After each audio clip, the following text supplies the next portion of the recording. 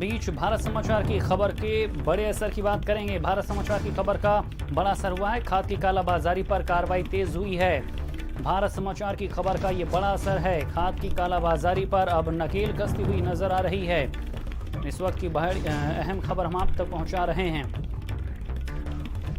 भारत समाचार की खबर का बड़ा असर हुआ है। खाद की कालाबाजारी पर कार्रवाई तेज हुई है। जिस तरह से लगातार कई जिलों से कालाबाजारी की खबर सामने आ रही थी। 623 खाद विक्रेताओं के खिलाफ यहां पर कार्रवाई की जा रही। 35 के खिलाफ कालाबाजारी की कार्रवाई की गई है। किसानों को खाद की आपूर्ति करें, ये बात सीएम ने साफ तौर पर कही है। भारत समाचार की खबर का ये बड़ा असर है। जिस तरह से भारत समाचार ने इसे मुहिम की तरह से लिया था, किसानों की पीड़ा पहुंचाई थी, उसके बाद अब यहां पर कार्रवाई होती हुई नजर आ रही है। 623 खाद विक्रेताओं के लाइसेंस सस्पेंड किए गए हैं। और ज्यादा जानकारी के साथ संवाददाता सिमाब हमारे साथ जुड़ गए। सिमाब, किसान परेशान थे, सियासत लगातार सरकार पर हमलावर थी और अब यहाँ पर बड़ी कार्रवाई। देखिए, ये खाद का जो मुद्दा था ये बहुत पुराना मुद्दा है और तमाम जगहों पे, तमाम जिलों में खाद की आपूर्ति सही से हो नहीं पा रही थी। तो इसे लेकर भारत समाचार ने ही इस मामले को उठाया था, किसानों की समस्याओं को उठाया था। उसको लेकर 623 जो खाद विक्रेता हैं उनके लाइसेंस सस्पेंड कर दिए गए हैं।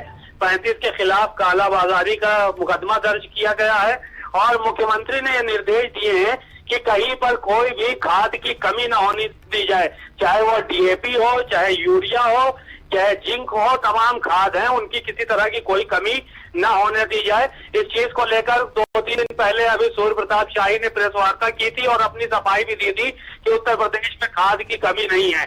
तो जाहिर है कि भारत समाचार की खबर कहे कि बड़ा असर हुआ है। बिल्कुल सिमाब, भारत समाचार लगातार मुहिम की तरह इसे दिखा रहा था और ये भी हमने दिखाया था कि किस तरह से यहाँ पर लगातार कालाबाजारी की जा रही थी। चहेतों को तो खाद मिल रही थी, लेकिन किसान लंबी लंबी लाइन लगाकर खड़े हुए थे। ये तस्वीरें हमने सरकार तक पहुंचाई। सियासत में भले ही विपक्षी पार्टियां हमलावर थी, लेकिन जमीन की क्या तस्वीर है, किसान किस तरह से परेशान है, ये हमने दिखाया, जिसके बाद ये असर हुआ है।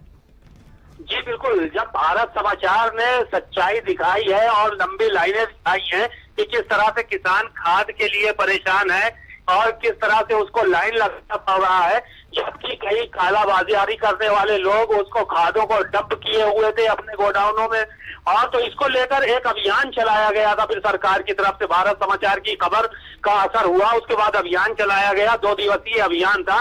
उसके बाद ये सारी की सारी कार्रवाइयां की गई है। शैलेंद्र, बिल्कुल सिमाब, खास बात यह भी है कि पहले किसान कोरोना से प्रभावित था, उसके बाद जिस तरह से लॉकडाउन हुआ, फसलें बर्बाद हुई, जिस तरह से प्राकृतिक आपदा, बाढ़ के कारण, उसके बाद खाद की समस्या किसानों के सामने बड़ी थी। ऐसे में जरूरत को भारत समाचार ने समझा और उसका असर है कि अब सरकार भी इस समस्या के प्रति संवेदनशील हुई है।